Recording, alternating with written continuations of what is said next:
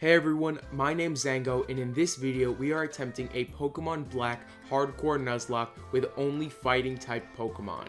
I'm going to be putting my rules for this run in the description of this video, and with that being said, let's talk about fighting types. Pokemon Black only has 6 fighting types that I can use throughout the entirety of the run. These 6 Pokemon are actually pretty good, and most of them can hold their own in pretty much any situation. The issue with these Pokemon though is that they all pretty much have the same flaw, and that's Psychic and Flying types. This is actually really bad, seeing as there's a Flying type Gym Leader and a Psychic type Elite Four member that I'm gonna have to face in this run. That's pretty much it though, and if I can get past those 2 milestones, I should be able to beat this run. With that out of the way, I start my journey as Zango and get my first Pokemon of this run, Tepig. Tepig's the only starter that evolves into a fighting type, so it's an easy decision and I'm going to be able to use him throughout the entirety of the run.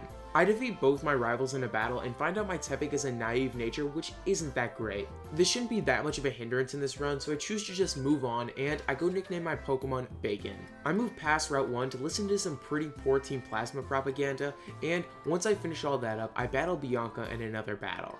I take care of her pretty swiftly as she really doesn't have that great of a team, and I also do the same with Charon. Once I wrap that up, that's the last thing I have to do in the city before challenging the first gym of this run. Since I chose Tepig, I have to fight Crest, and he leads the battle with the Lillipup as I lead with my Tepig. On the first turn, I go for a Tackle as he goes for a Workup. I then decide to go for an Ember as he hits me with a Bite, bringing me to 34 HP.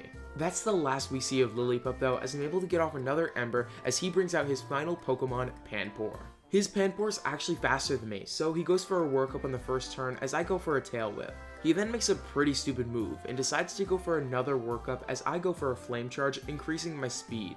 After that Flame Charge, I'm now faster, so I decide to go for another Tackle as he goes for his first Water Gun, bringing me to 1 HP. He then heals up with a potion, but it's way too late for that, as I'm able to finish him off with 2 more tackles, winning me my first gym badge of this run. After this, I make my way to the Dream Yard to deal with Team Plasma, and once I do, I make my way to Route 3 where I fight Charon. I take care of him pretty quickly as I deal with Team Plasma once more and make my way to the next city of the run. Once I finally make it here, I'm able to catch my next Pokemon of this run. This Pokemon's in Pinwheel Forest, and it ends up being a Sock. Sock is really good in this run, and since mine has Sturdy, it'll be even better. I name my Sock Black Belt and find out he has a gentle nature, which is really good. The reason that this is good is because most Psychic and Flying types have special attacking moves, meaning that my special defense raised is actually really helpful. With that finished up, I fight N for the second time in this run, beat him senselessly, and I make my way into the second gym. I don't have any trouble against the gym trainer, so after I finish them all off, I make my way to go fight Lenora. She leads the battle with Herdier as I lead with Black Belt. I go for a low sweep on the first turn, bringing Herdier into the red as she goes for a Leer. Lenora then heals on the next turn as I get off another low sweep, bringing the Herdier into the red once more. Herdier gets finished off by another low sweep, leading into her final Pokemon, Watchog. I hit the Watchog with a low sweep, bringing her to about a third as she hits me with a Hypnosis, making me fall asleep. Thankfully, I have a Chesto Berry, so I wake up on the next turn and I finish off the Watchog with another low sweep, winning me my second gym badge of this run. That battle was never going to be hard, and after I finish that gym battle, I make my way into the next part of Pinwheel Forest. There's nothing really for me to do here other than battle some Team Plasma grunts, so I make my way into the next city of the run, Castelia City. I can move through Castelia City and make my way into Route 4 where I can catch my next Pokemon of this run, Scraggy. Scraggy is going to be the only Pokemon of this run that isn't super weak to Psychic types, so I decide to catch him and name him Shaggy. I then find out he has an impish nature, which is actually pretty good seeing as we won't be using any special attacking moves in this run. Once I'm done with that, I do some more story as Team Plasma strikes again, and after all that's done, I make my way to go challenge the third gym of this run. Berg leads the battle with Whirlipede as I lead with Bacon. I go for a Flame Charge doing over 2/3 as he hits me with a Poison Tail, not doing much. He heals as I go for another Flame Charge, bringing him into the red. He goes for one more Hyper Potion as I'm able to take him out with 2 more Flame Charges, leading to his next Pokemon, Dwebble. For this, I go for a Flame Charge as he goes for a Smackdown, bringing me to 58 HP. I then go for an Arm Thrust and then another Flame Charge, taking out the Dwebble, leading into his final Pokemon, Leavanny. At this point, I easily outspeed Leavanny, one-shotting him with a Flame Charge, winning me my third gym badge of this run. After that gym badge, I move on to go fight both of my rivals on Route 4. Bianca's first, and since she has a Munna, I'm kinda scared, but I end up getting through the battle just fine, and next I battle Charon. His Pidove could have been a problem, but thankfully it's not, as I take it out with a single low sweep and I take out the rest of his team. After those rival fights, I make my way through Route 4, and once I do, I make it to the next city. In this city, I hop on the Ferris wheel with my dog N, and when we come back down, I find out he's a member of Team Plasma. So not cool, man. After that bombshell of information, he makes me battle him, and he is my biggest counter of this run, Sigilif. Thankfully, he plays the battle really poorly, and I'm able to take out Sigilif with 2 Rock Tombs, and that's pretty much the end of N. Once that's all said and done, I make my way to go fight the 4th gym leader, Elisa. She leads the battle with Emolga, as I lead with Black Belt. I don't really have a better strategy other than to spam Rock Tomb, so that's exactly what I do, as she hits me with an Aerial Ace and I hit her really hard with a Rock Tomb. Since I lowered her speed with a Rock Tomb, I'm able to take her out on the next turn as she brings out her next Pokemon, Emolga. This Emolga experiences the exact same fate as the last, but she does get off an Aerial Ace before she dies, bringing me to 8 HP as I hit her with a critical hit Rock Tomb. She then brings in her final Pokemon, Zebstrika.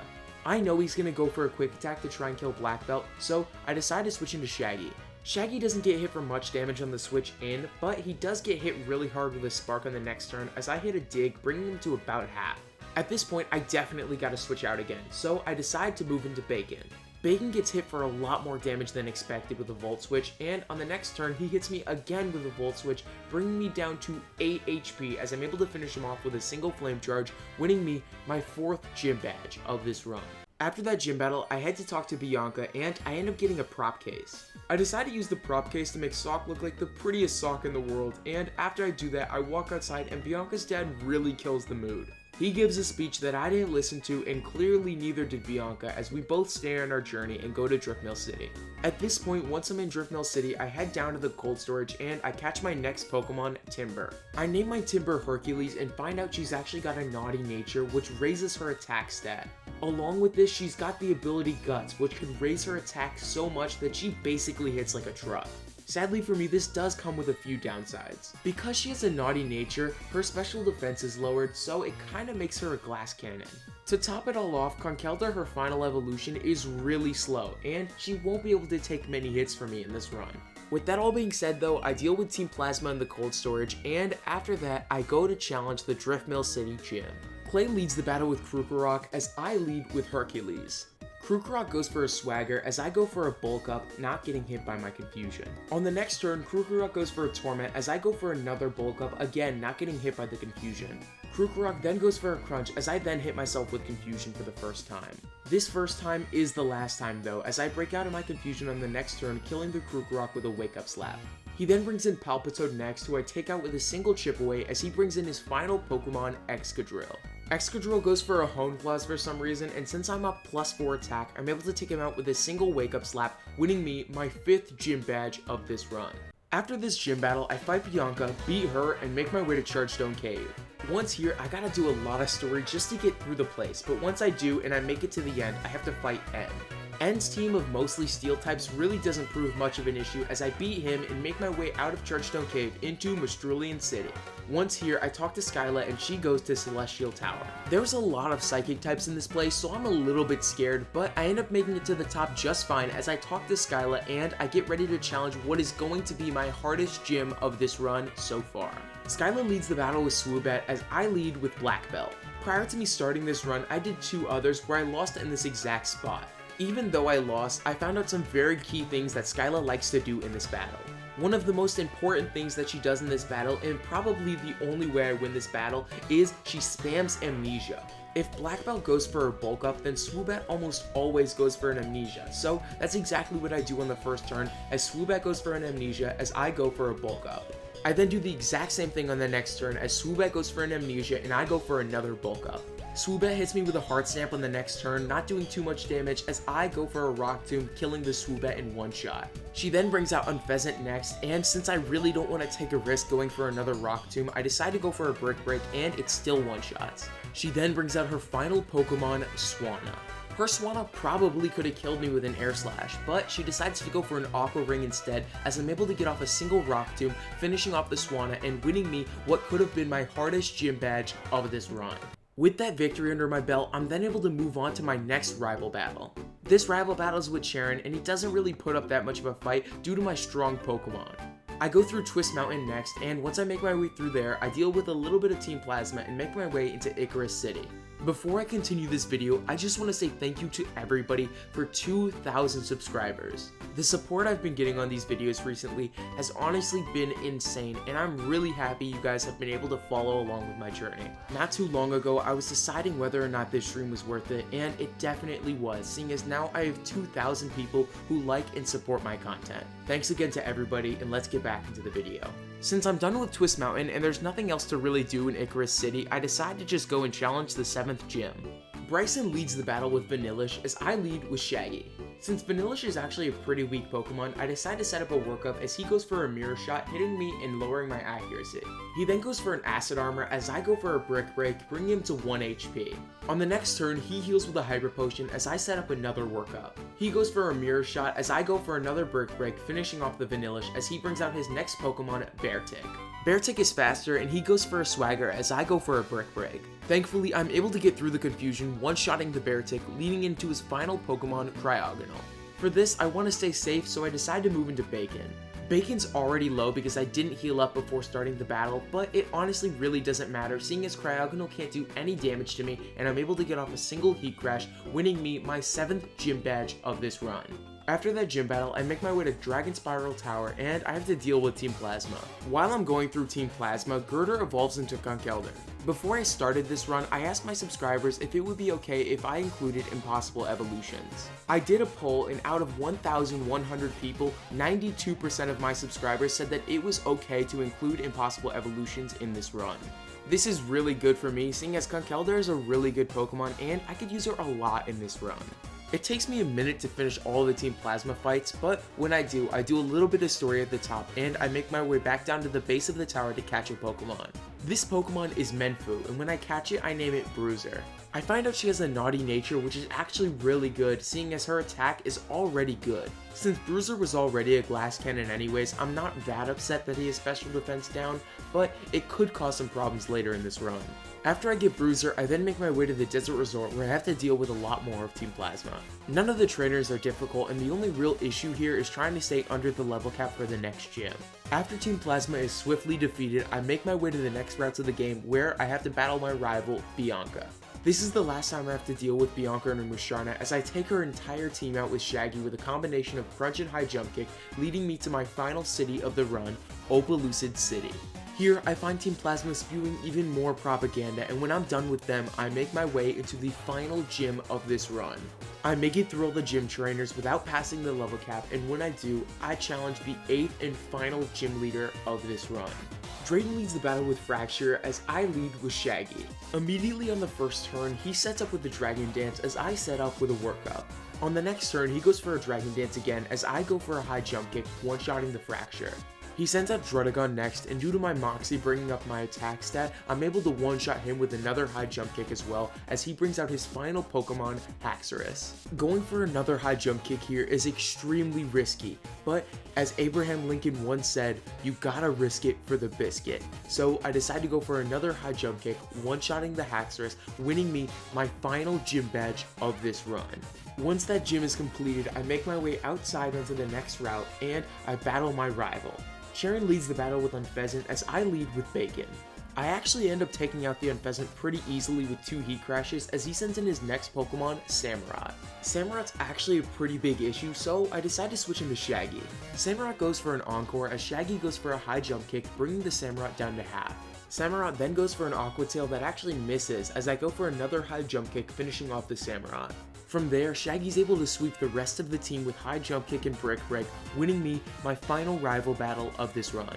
I then move on to catch a Throw in the grass, and once I catch him, I name him Sumo. With all that being said, I make my way into one of the final parts of this run, Victory Road.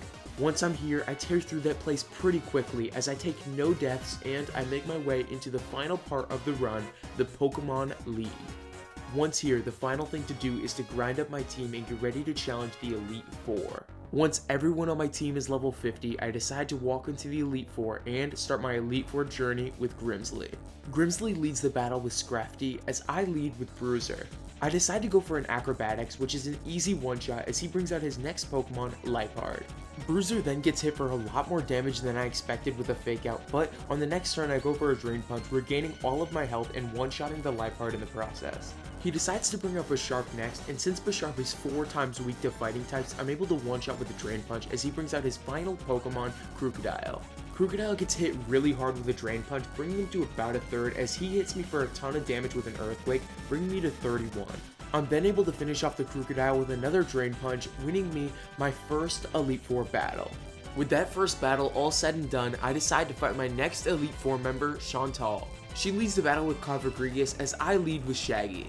I go for a Crunch that's damage boosted by my Dark Gem, but it still doesn't kill, bringing the Cofagrigus to 1 HP. Thankfully, her Cofagrigus misses a Will-O-Wisp as she heals in the next turn, and I finish the Cofagrigus off with 2 more Crunches, leading into her next Pokemon, Golurk. She goes for a Curse on the first turn as it brings Golurk down to half as I go for a Crunch, finishing off the Golurk. She sends out Chandelure next, and since Golurk set up a Curse, I'm forced to switch into Bacon. Bacon gets hit by a critical hit Fire Blast, bringing him to 24 HP as I'm then forced to switch again. I decide to switch back into Shaggy as Chandelure misses 2 consecutive Fire Blasts and I'm able to get off a Crunch, lowering the Chandelure's defense. Because I did enough damage with Crunch, Chandelure heals as I go for 1 more Crunch, finishing off the Chandelure, leading into her final Pokemon, Jellicent. Since Shaggy got a boost from Moxie, I'm able to one-shot the Jellicent with a Crunch, winning me my second Elite Four battle. With that battle finished up, I decide to fight Elite Four member Caitlyn. She leads the battle with Ranunculus as I lead with Shaggy. I gave Shaggy another Dark Gem before this battle started, and I'm actually able to one-shot with a Crunch as she brings in her next Pokemon, Sigilyph. Sigilyph actually hits me really hard with an Air Slash, bringing me to 53 HP as I'm able to one-shot with a Crunch. She brings out Gothitelle next, and Gothitelle can totally one-shot Shaggy with pretty much any of her moves. Thankfully, for some reason, she decides to go for a Calm Mind as I'm able to get off another Crunch, one-shotting the Gothitelle as she brings in her final Pokemon, Musharna. At this point, I'm at +4 attack with Shaggy, and another Crunch takes out the Musharna as I finished my 3rd Elite Four battle of this run. With that all being said, I challenge Marshall next in what could be my hardest Elite Four battle yet. For this battle, I decide to lead with Bruiser as he leads with Throw. I gave Bruiser a Flying Gem before the battle started, and I'm easily able to one-shot the Throw with an Acrobatics as he brings out his next Pokemon, Conkeldurr. I go for an Acrobatics, bringing Conkeldurr to about a third as he misses a Hammer Arm. I'm then easily able to finish off the Conkeldurr with another Acrobatics as he brings out his next Pokemon, Menchao. Menchao experiences the exact same fate as the prior 2 Pokemon, getting one-shotted by an Acrobatics, and he sends out his final Pokemon, Sawk. I wish I could say Sawk put up a fight, but he didn't at all as I'm able to take him out with 3 Acrobatics, winning me my final Elite Four battle. Looking back at the Elite Four of this run, I feel like I played it really well, especially considering I didn't lose any Pokemon. I do actually get pretty lucky, avoiding some attacks that I probably shouldn't have, but I'm sure my bad luck won't come back to haunt me later in this run. With that all being said, I give all my Pokemon their final movesets and make my way to go challenge the champion of Pokémon Black. And of course, just when I think I'm done with Team Plasma, they ruin my champion battle and I'm forced to fight Ghetsis and N instead. Before I fight them, I go through a wee bit of story that involves me catching a Reshiram, but since I can't use it on my team, I send it back to the box and battle N.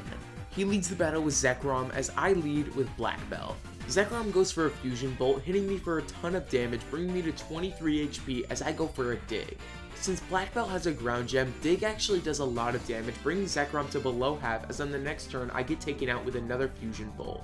I then decide to switch into Bruiser and I go for a Drain Punch and I'm actually faster, so I'm able to one-shot Zekrom as he brings in his next Pokemon, Klinklang. I hit Klinklang with a Drain Punch, bringing him to about an 8th as he hits me with a Metal Sound. He heals on the next turn as I'm able to take him out with 2 more Drain Punches and he brings out his next Pokemon, Vanillux. Vanillux gets hit with a Drain Punch, bringing him to 1 HP as he misses a Blizzard, and on the next turn I'm able to take him out with another Drain Punch. He then brings in Zoroark, who goes down to a single Drain Punch as he brings out his next Pokemon, Archeops. Since I know I'm faster than Archeops, I go for a Drain Punch, bringing him below half, activating his Defeatist ability as he goes for an Acrobatics that doesn't kill. Thankfully, I'm still faster, and I'm able to go for one more Drain Punch, finishing off his Archeops as he brings out his final Pokemon, Carracosta. Since I know he's probably going to go for an Aqua Jet, I decide to switch into Shaggy. Shaggy takes the hit very well as I go for a Crunch on the next turn, not doing very much damage, but lowering his defense as he hits me for a Waterfall, doing a ton. At this point, I'm really scared of a crit, so I decide to switch into Hercules. At this point, it's an easy one-shot with Hammer Arm, so I go for a Hammer Arm and miss. It's fine though, as I go for a Hammer Arm on the next turn and miss again. This was a 1 in 100 chance, and I should have honestly expected it, seeing as Pokemon loves to play with my feelings. Regardless, that's the end of Hercules, and once he dies, I decide to switch into Sumo and one-shot with his superpower, winning me my battle against N. Once I beat N, I talk to N and Ghetsis together, and I battle Ghetsis in the final battle of this run. Ghetsis leads the battle with Cofagrigus as I'm forced to lead with Black Belt. Since Black Belt's already dead in this run, I decide to use a ton of bulk ups to let Black Belt die. Once he's down, I then choose to switch into Shaggy. I decide to go for a Crunch, bringing Cofagrigus to about half as he goes for a Toxic. I'm then able to take out Cofagrigus on the next turn with another Crunch as he brings out his next Pokemon, Hydreigon. His Hydreigon goes for a Focus Blast that actually misses as I'm able to get off a single high jump kick, one-shotting the Hydreigon. Ghetsis then brings out Bouffalant next, and I go for a high jump kick. It brings the Bouffalant to 1 HP as I get hit with a head charge, one-shotting me, but it ends up finishing off the Bouffalant due to recoil damage. I decide to move into Bruiser next as he brings out Seismitoad. I go for an Acrobatics on the first turn, not doing half as he goes for a Rain Dance. I then go for another Acrobatics, almost killing him as he goes for a Muddy Water and actually misses. At this point, he heals as I hit him with 2 more Acrobatics and he goes for another Muddy Water. This time it actually hits, bringing me to 45 HP as I'm able to finish off the Seismitoad with another Acrobatics. He then brings in his next Pokemon, Electros. I actually hit pretty hard with a Drain Punch, but I end up getting one-shotted by an Acrobatics. I then decide to throw out Bacon next, and I'm able to one-shot the Electros with a single Hammer Arm.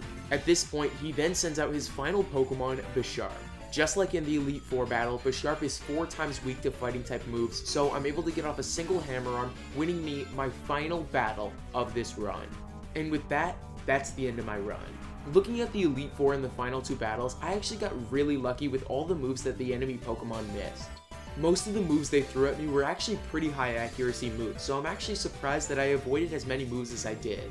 Even with all the luck I was gifted in the final few battles, I still had a really hard time, and I really would not recommend this challenge to any new Nuzlockers because it was really hard.